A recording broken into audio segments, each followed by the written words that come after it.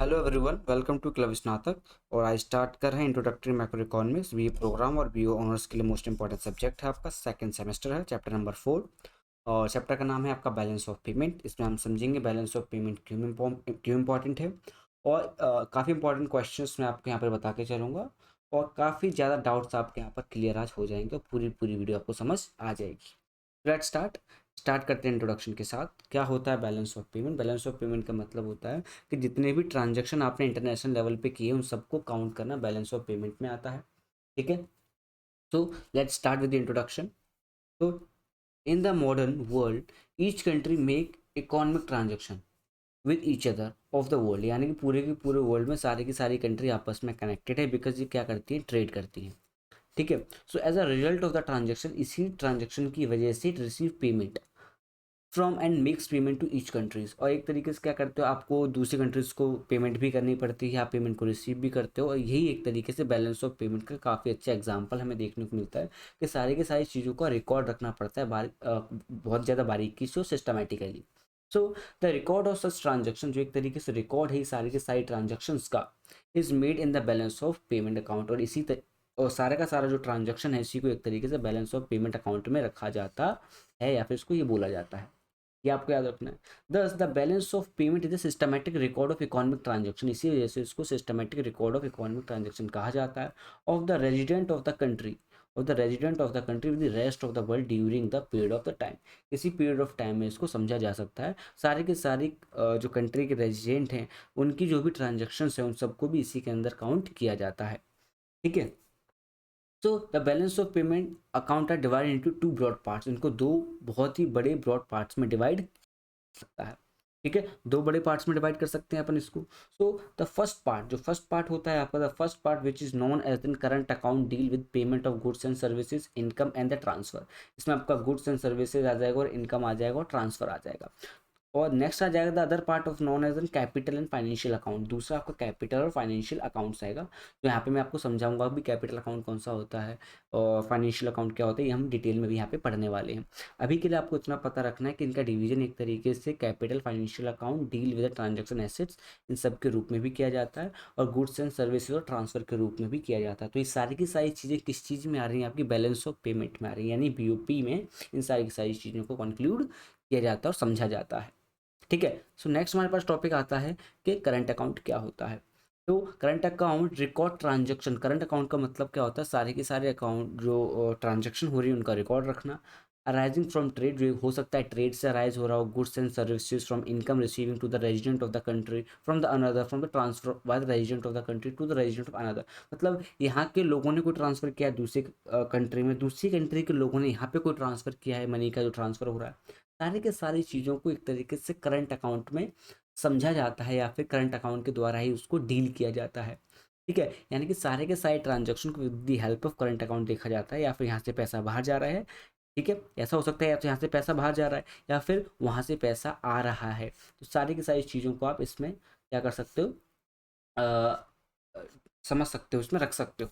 Next हमारे सामने आता है goods and services account. Goods and services account क्या होता है? It has an two component. इसको दो कॉम्पोनेंट है। पहला आता है आपका goods which is called the visible account, इसको visible account, and the trade account of the merchandise account. ठीक है, इसके रूप में देखा जाता है। इसको आप क्या बोल सकते हो, द ट्रेड अकाउंट और द मर्चेंडाइज अकाउंट बोल सकते हो। दूसरा services covers an invisible account. तो जो सर्विसेज होती है वो एक तरीके से आपका इनविजिबल अकाउंट करती है। दूसरा मैंने आपको क्या बताया, द ट्रेड अकाउंट और द मर्चेंडाइज अकाउंट है। सारे के सारे जो मर्चेंडाइज जो प्रोडक्ट होते हैं इसको भी इसमें देखा जाता है। गुड्स एंड सर्विसेज अकाउंट इसको बोला जाता है। डिफरेंट डिफरेंट कंपोनेंट्स होते हैं जैसे गुड्स एंड सर्विसेज, और इसको विजुअल अकाउंट कहते हैं, या फिर इसको आप बोल सकते हो द मर्चेंडाइज अकाउंट। ठीक है, नेक्स्ट हमारे सामने आता है इनकम।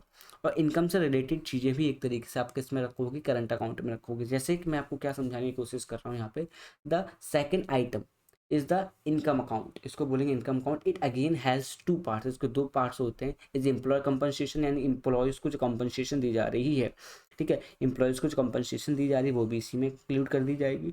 दूसरा the second has, the second one is a investment income. दूसरा होता है आपका इन्वेस्टमेंट इनकम। इन्वेस्ट करने के बाद जो इनकम आपने जनरेट करी है वो इनकम भी करंट अकाउंट में ही काउंट होती है। तीसरी हमारे सामने आ जाती है करंट ट्रांसफर, यानी कि जो जो ट्रांसफर किया जा रहा है, किस चीज़ का ट्रांसफर, यानी इनकम का जो ट्रांसफर किया जा रहा है, वो सारी की सारी चीज़ें भी इसी में आ जाती हैं। जैसे कि the third element is a current account. In current transfer dividend into central government, एक तरीके से ट्रांसफर ऑफ मनी हो रहा है उसके बारे में यहाँ पे बात कर रहे हो। Central government and then other sector, यानी कि सेंट्रल गवर्नमेंट क्या कर रही होती है, मनी के फ्लो को बढ़ाती है, यानी कि डिफरेंट डिफरेंट स्कीम्स के थ्रू पैसे को खर्च करती है, उसको भी यहाँ पर देखा जा सकता है। All component of the current account other than trade and invisible, यानी कि सारे के सारे कंपोनेंट को देखा जा सकता है एक्सेप्ट इम्पोर्ट एंड एक्सपोर्ट जो आपका होता है ट्रेड, उसको यहाँ पर काउंट नहीं किया जा सकता। जब बाकी जो जितनी भी गवर्नमेंट की जो डिफरेंट डिफरेंट पॉलिसीज चल रही हैं उन सबको इसमें काउंट किया जा सकता है। ठीक है, करंट अकाउंट हो गया हमारा। नेक्स्ट हमारा आ जाएंगे कैपिटल अकाउंट पे। कैपिटल अकाउंट भी काफ़ी इंपॉर्टेंट, समटाइम इनके बीच में डिफरेंस पूछ लेता है। ठीक है, और डिटेल में आपको लिखना यहाँ पर पड़ता है। तो it is known as an financial account, इसको फाइनेंशियल अकाउंट भी कहा जाता है, ये आपको याद रखना है, इसको फाइनेंशियल अकाउंट भी कहा जाता है।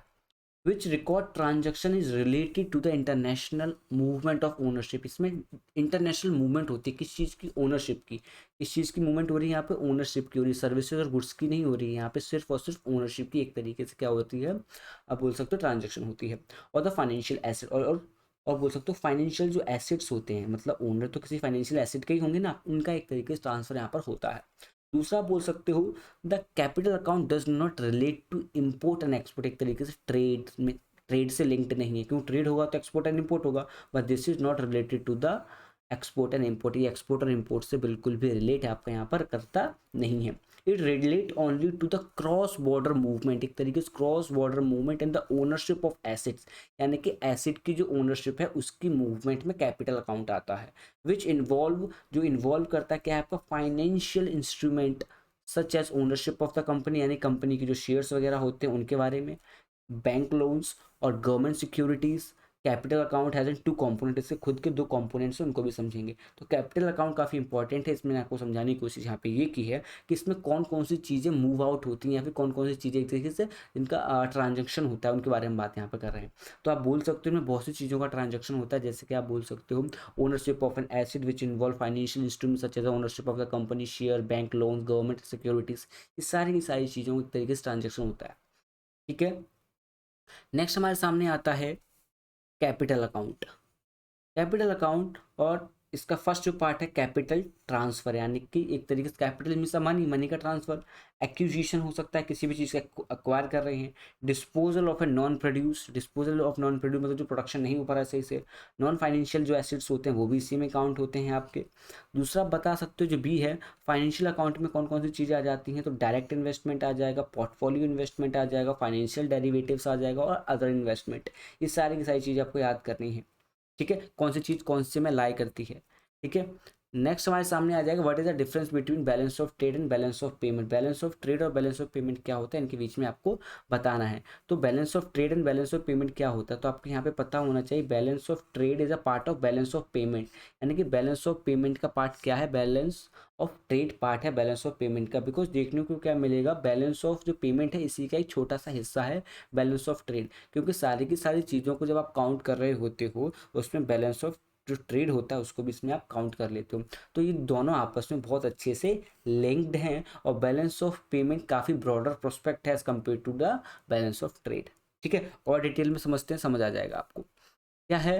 The balance of trade and balance of payment are two related terms but they have different meaning, but इनकी जो मीनिंग है वो बहुत ज़्यादा अलग है।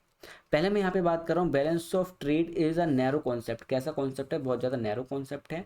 एंड बैलेंस ऑफ पेमेंट, जो बैलेंस ऑफ पेमेंट है it is in broader prospect, इसको बहुत ज़्यादा ब्रॉडर प्रोस्पेक्ट यानी कि बड़े लेवल पे देखा जाता है।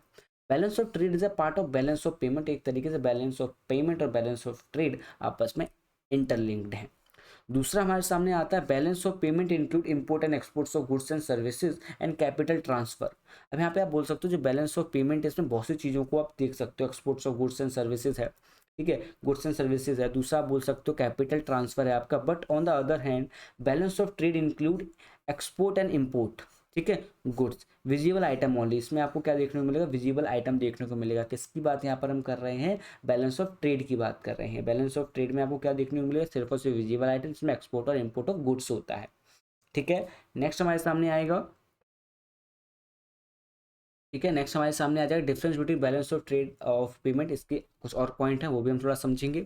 नेक्स्ट हमारे सामने balance of payment is always balance. अब क्या यहाँ पे बात कर रहे हैं, बैलेंस ऑफ पेमेंट, किसकी बात कर रहे हैं, बैलेंस ऑफ पेमेंट जो है of of the country is always balance, हमेशा कैसा रहता है, बैलेंस रहता है। बट बैलेंस ऑफ ट्रेड, यहाँ पे बैलेंस की ट्रेड की बात करोगे, बैलेंस ऑफ ट्रेड की बात करोगे तो वो कैसा होता है, अनफेवरेबल होता है, क्योंकि आपके एक्सपोर्ट और इंपोर्ट समटाइम घट जाते हैं और बढ़ जाते हैं, तो वो कैसे होते हैं, अनफेवरेबल होते हैं।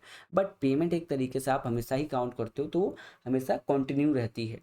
दूसरी अगर हम बात करें, यहाँ पे नेक्स्ट और आ जाएगा, while formulating foreign trade policy balance of payment has more significant than balance of trade of the country, यानी कि जब भी किसी प्रकार की आप फॉरेन पॉलिसी बना रहे होते हो, ठीक है, तो उसमें बैलेंस ऑफ पेमेंट का काफ़ी इंपॉर्टेंट रोल होता है as compare to the balance of trade, क्योंकि बैलेंस ऑफ पेमेंट जो होता है वो ज़्यादा इंपॉर्टेंट है as compare to balance of trade. है तो दोनों इंपॉर्टेंट, अगर इन दोनों में से कंपेयर किया जाए तो बैलेंस ऑफ पेमेंट को काफ़ी ज़्यादा महत्व यहाँ पर दिया जाता है। ठीक है, ये आपको समझना है। नेक्स्ट हमारे सामने आएगा कि disequilibrium in balance of payment. Disequilibrium का मतलब क्या है, बैलेंस ऑफ पेमेंट में कुछ कमी होना, कमी इन द सेंस मतलब कि थोड़ी सी अनइक्वलनेस है, बराबर नहीं बैठ रहा है बैलेंस ऑफ पेमेंट, यहाँ कुछ ना कुछ गड़बड़ है, तो डिसइक्विलिब्रियम समझते हैं। मतलब इक्विलिब्रियम का मतलब होता है बैलेंस होना, डिसइक्विलिब्रियम मतलब बैलेंस नहीं है। ठीक है, तो ये आपको समझना है कि बैलेंस ऑफ पेमेंट में क्या प्रॉब्लम है, ये अनइक्वल क्यों है, इक्वल क्यों नहीं है, वो समझ रहे हैं आप यहाँ पर। So when total receipt of the country और एक्सपोर्ट, यहाँ पे आप क्या बात कर रहे हो, टोटल रिसिप्ट की बात कर रहे हो, किस चीज़ की रिसिप्ट, यानी एक्सपोर्ट और इंपोर्ट के बारे में यहाँ पे बात कर रहे हो, विजिबल और नॉन विजिबल दोनों की बात कर रहे हैं, आर इक्वल, ठीक है, इक्वल है to the payment of goods, to the payments of import, then it is a balance. एक तरीके से अगर ये इक्वल है, export and import are your balance, इसका मतलब क्या, रिसिप्ट से जब वो मैच खा रहे हैं तो आप बैलेंस बोलोगे। अगर वो बैलेंस नहीं है, अगर वो बैलेंस नहीं है तो क्या होगा, तो बैलेंस नहीं तो आप बोल सकते हो डिसइक्विलिब्रियम अकर्स। यहाँ पे क्या हो रहा होगा, डिसइक्विलिब्रियम हो रहा होगा, क्योंकि व्हेन रिसिप्ट आर ग्रेटर, एक तरीके से रिसिप्ट ग्रेटर हो जाएगी और लेस क्या हो जाएगी आपकी पेमेंट, तो आप बोल सकते हो balance of payment is not equal. ठीक है, पहले बारे में मैंने ऊपर बताया है कि ये आपस में इक्वल है, दूसरे बारे में मैंने आपको बताया डिसइक्विलिब्रियम का मतलब होता है जब रिसिप्ट ज़्यादा हो जाती है और पेमेंट कम हो जाती है, तो आप इसको डिसइक्विलिब्रियम कहते हो। दूसरे की अगर मैं यहाँ पे बात कर रहा हूँ तो disequilibrium has two situation may be favourable balance of payment और unfavourable balance of payment received as greater than payment. एक तरीके से आप बोल सकते हो डिसइक्विलिब्रियम हो रहा होता है उस टाइम पे जब इसको आप बोल सकते हो अनफेवरेबल बैलेंस, बिकॉज यहाँ पे क्या हो रहा था, रिसिप्ट काफ़ी ज़्यादा हो जाता है और पेमेंट आपकी कम हो जाती है। इस सिचुएशन में आप अनफेवरेबल बैलेंस भी बोल सकते हो या अनफेवरेबल बैलेंस ऑफ पेमेंट भी बोल सकते हो। तो receipt are less than payment, इसमें क्या होता है, रिसिप्ट काफ़ी लेस होती है as compare to the payment. ठीक है, इतना आपको याद रखना। दूसरे की अगर मैं बात करता हूँ, आपके सामने आएगा कॉजेज ऑफ डिसइक्विलिब्रियम, मतलब कॉजेज क्या है डिसइक्विलिब्रियम होने के, यानी कि बैलेंस ऑफ पेमेंट के इक्वल ना होने के कौन कौन से ऐसे कारण हैं, उनके बारे में यहाँ पे हम बात करने वाले हैं।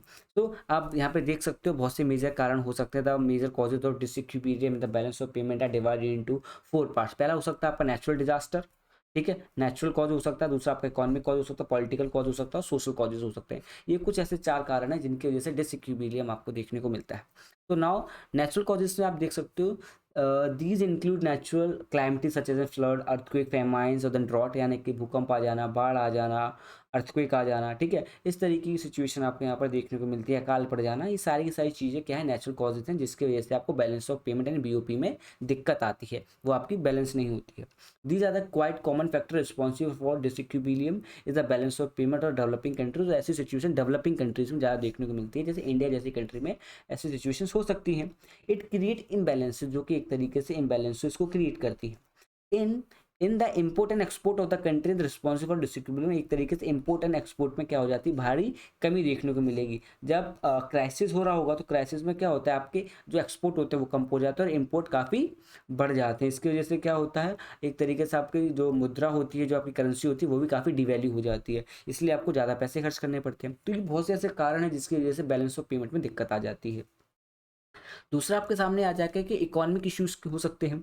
ठीक है, इकोनॉमिक इशू हो सकते हैं, यानी कि जो अर्थव्यवस्था है वो सही से परफॉर्म नहीं कर रही है, जितनी ग्रोथ रेट उसको दिखानी चाहिए उतनी ग्रोथ रेट नहीं दिखा पा रही है, जितना आपको पैसे की ज़रूरत है उतना पैसा नहीं है, फॉरेन रिजर्व खत्म होता जा रहा हो। तो बहुत सी ऐसे एक तरीके से इकोनॉमिक इशूज आ सकते हैं जिसकी वजह से काफ़ी ज़्यादा दिक्कत यहाँ पर हो सकती है। यहाँ पर हम बात करें the large scale development expenditure, यानी कि large scale development expenditure that cause large import, एक तरीके ज़्यादा से ज़्यादा आप काम कर रहे हो, एक्सपेंडिचर कर रहे हो, ज़्यादा डेवलपमेंट कर रहे हो, तो इम्पोर्ट्स आपके बढ़ सकते हैं।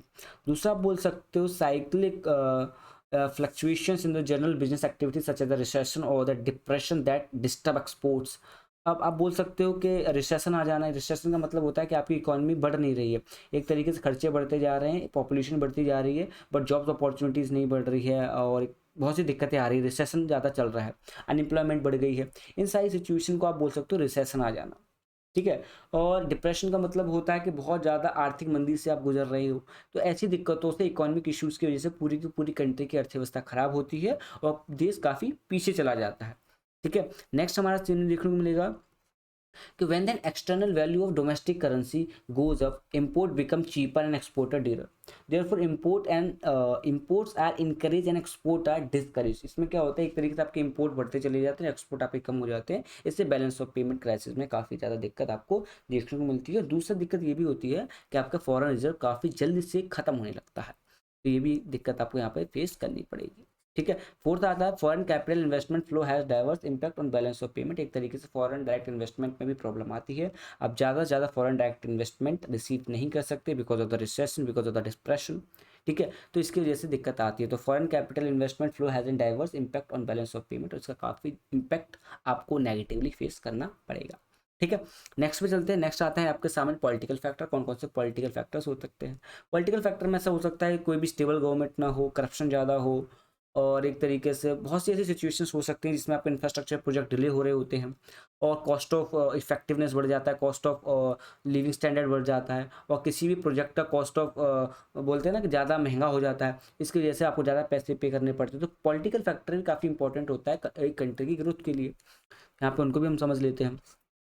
So political disturbances like frequent changes of in government encourage outflows of in capital and discourage inflow of capital। यानी कि जल्दी जल्दी से गवर्नमेंट का बदल जाना और नीतियां सही से लागू ना होने की वजह से यहाँ पे इनफ्लोज ऑफ एन कैपिटल आपको देखने को मिलेगा, ये भी हो सकता है। दूसरा बोल सकते हो international relation of a country में बी कोइडल, हॉस्टाइल और द फुल ऑफ टेंशन। एक तरीके से इंटरनेशनल रिलेशन खराब होने की वजह से भी एक तरीके से बैलेंस ऑफ पेमेंट में दिक्कत आती है, आपका ट्रेड आगे नहीं बढ़ता है, और जिस तरीके से आप ग्रोथ कर सकते हो ज़्यादा इफेक्टिवली अग्रेसिवली वो नहीं कर पाओगे, तो आप पीछे रह जाएंगे दूसरी कंट्री से। तो foreign policies are very important for your growth of the country, ठीक है। So these may be either a favourable और unfavourable effect on the balance of and payment of your country, ठीक है। ये आपको फेवरेबल कर सकता है, अनफेवरेबल भी कर सकता है, डिपेंड करता है किस चीज़ के ऊपर बात कर रहे हो, ठीक है।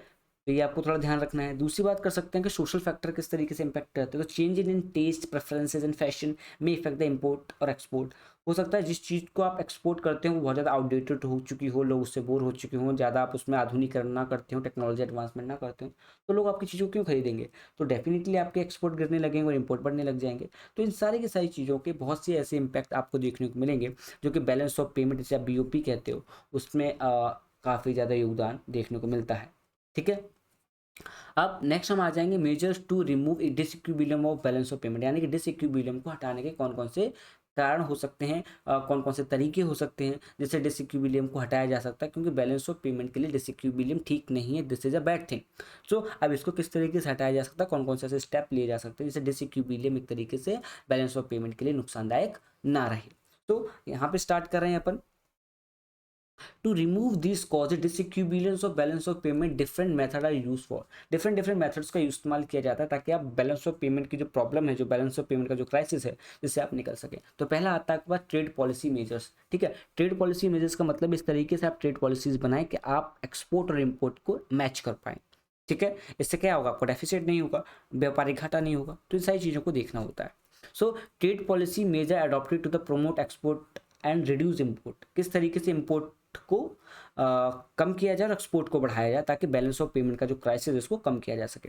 एक्सपोर्ट में भी increase by reducing and abolishing export duties and the lowering the interest rate on the credit और द फाइनेंशियल एक्सपोर्ट। एक तरीके से एक्सपोर्ट को बढ़ाने के लिए डिफरेंट पॉलिसीज का इस्तेमाल किया जा सकता है, टैक्स में छूट दी जा सकती है, अपनी मैन्युफैक्चरिंग इंडस्ट्रीज को बूस्ट दिया जा सकता है, उनको इंसेंटिव दिए जा सकते हैं। दूसरी जो बड़ी बड़ी इंटरनेशनल कंपनीज या फिर MNCs उनको अट्रैक्ट किया जा सकता है कि आप इंडिया में आके एक तरीके से मैन्युफैक्चरिंग स्टार्ट करें।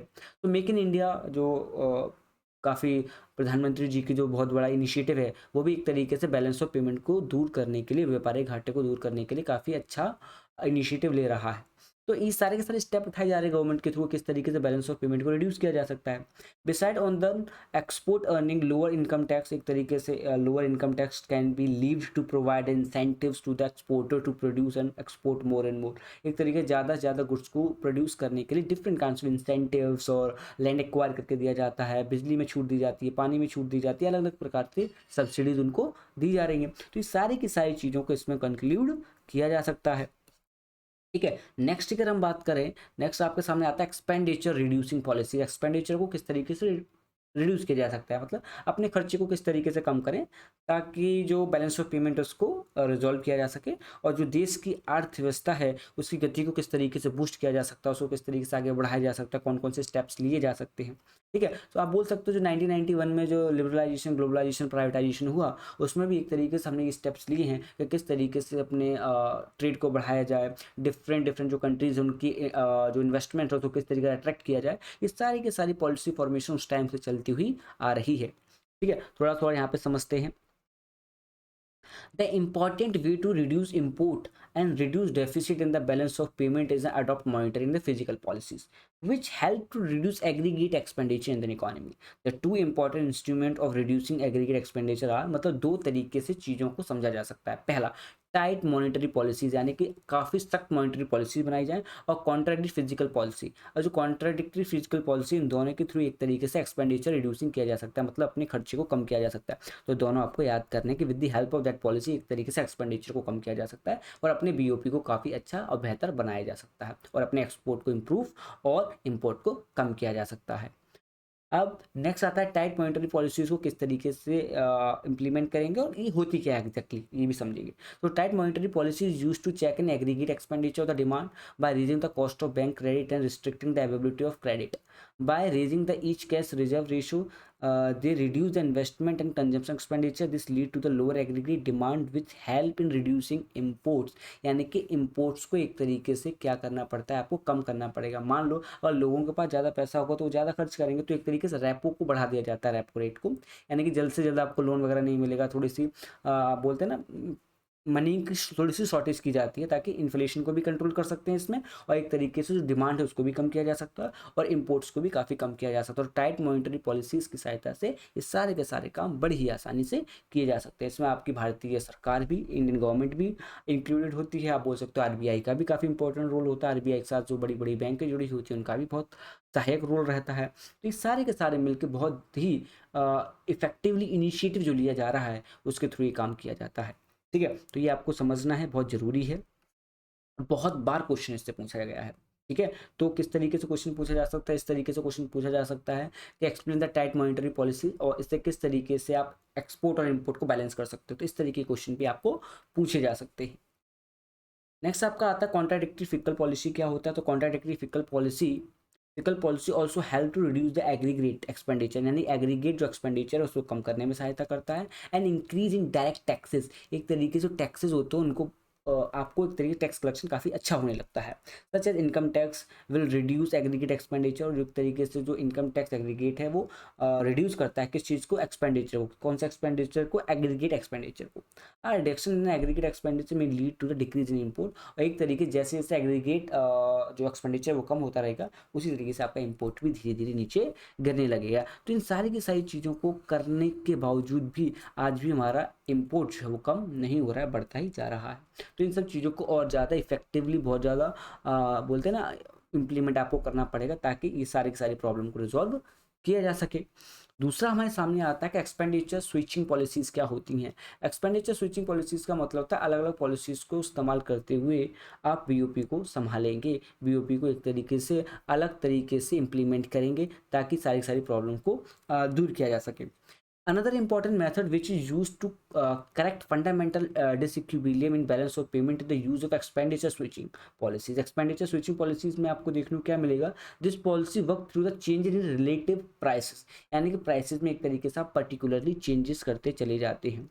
ठीक है, तो क्या होता है पर्टिकुलरली एक तरीके से प्राइसेस में चेंज करेंगे तो यहाँ पे आपको हेल्प मिलेगी। So prices of import are maybe making cheaper to domestic produce goods. This policy may lower the prices of exports, which will encourage export of the country. In this way, while the changing relative price expenditure switching policy help in correcting the disequilibrium in the balance of payment. यहाँ पे आप क्या कर रहे होते हो, the policy में lower the prices of export, यानी कि एक्सपोर्ट के प्राइसेस को काफ़ी कम कर दिया जाता है ताकि आप क्या कर सकें, ज़्यादा से ज़्यादा एक्सपोर्ट को इंकरेज कर सकें अपनी कंट्री में। तो in this way by changing the relative price, एक तरीके से रिलेटिव प्राइसेस चेंज होने की वजह से आप एक तरीके से क्या कर रहे हो, अपने एक्सपोर्ट्स को इंप्रूव करने की कोशिश कर रहे हो। एक तरीके से जो इंपोर्ट और एक्सपोर्ट के बीच में जो बैलेंस क्रिएट करने की कोशिश की जा रही है, उसमें एक्सपेंडिचर स्विचिंग पॉलिसीज का भी काफ़ी इंपॉर्टेंट रोल है, क्योंकि इसमें with the help of prices आप क्या कर रहे होते हो, अपने एक्सपोर्ट को बढ़ाने की पूरी कोशिश कर रहे होते हो। ठीक है, इसमें करते क्या है अपनी प्राइस ऑफ इम्पोर्ट्स, जो price of imports are making cheaper, imports के प्राइस चीपर कर देते हैं तो डोमेस्टिक प्रोड्यूस गुड्स। अब इससे क्या होता है कि ज़्यादा से ज़्यादा अच्छे तरीके से सस्ता रॉ मटेरियल अगर आपको मिल जाएगा तो मैन्युफैक्चरिंग आप यहाँ पे करेंगे, और मैन्युफैक्चरिंग करने के बाद बाहर विदेशों में एक्सपोर्ट किया जा सकता है। इससे आपका जो बैलेंस ऑफ पेमेंट क्राइसिस है वो दूर हो सकता है। दूसरी अगर हम बात कर लें एक्सचेंज कंट्रोल क्या हो सकता है, एक्सचेंज कर रहे हैं यानी कि इन द फॉर्म ऑफ, जिसमें आप करेंसी से रिलेटेड चीज़ों के बारे में देखेंगे अपन। तो exchange rate change is an also important method to correct and distribute balance of payment. If in the international sphere rate of exchange is flexible, government need resort to the policy of the devaluation, यानी कि devaluation कर देते हो। Sometime क्या होता है, devaluation करते इस वजह से ताकि हम इन्वेस्टमेंट को भी अट्रैक्ट कर सके, क्योंकि जितना ज़्यादा डिवैल्यूएशन होता जाएगा तो उतनी ही एक तरीके से लेबर कॉस्ट कम हो जाती है। तो वो सारी की सारी चीज़ें गवर्नमेंट अपने दिमाग में रखती है कि किस तरीके से इसको इम्प्रूव किया जा सकता है। The demand of the supply of a foreign currency, एक तरीके से डिमांड है किसी भी चीज़ की और फॉरेन करेंसी में, उसको भी एक तरीके से अपनी ट्रेड को बढ़ाने के लिए, अपने एक्सपोर्ट को बढ़ाने के लिए ऐसा किया जाता है।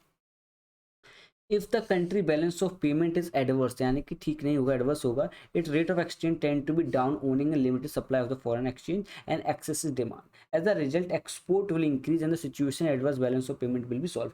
यानी कि जैसे जैसे आप अपनी करेंसी को डिवैल्यू करते चले जाएंगे तो हो सकता है, क्या हो सकता है, एक तरीके से मैन्युफैक्चरिंग इंडस्ट्रीज काफ़ी अच्छे से स्टैब्लिश हो जाए, फॉरेन डायरेक्ट इन्वेस्टमेंट को अट्रैक्ट कर सकते हो, और आप कह सकते हो कि बहुत ज़्यादा इंपोर्ट और एक्सपोर्ट के बीच में जो गैप है उसको फुलफिल किया जा सकता है, और आपका ट्रेड सरप्लस में भी हो सकता है। तो इन सारी चीज़ों को यहाँ पर ध्यान देना था।